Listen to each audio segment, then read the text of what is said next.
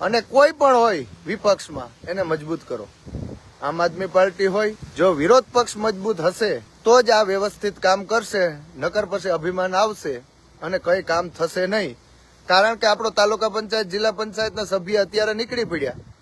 અત્યારે એક એક સીટ ઉપર 10-10 ઉમેદવારી પત્ર નોંધાવ્યા છે કે બધાને તાલુકા પંચાયત જિલ્લા પંચાયત ભારતીય જનતા પક્ષમાંથી જ બધાને થવું.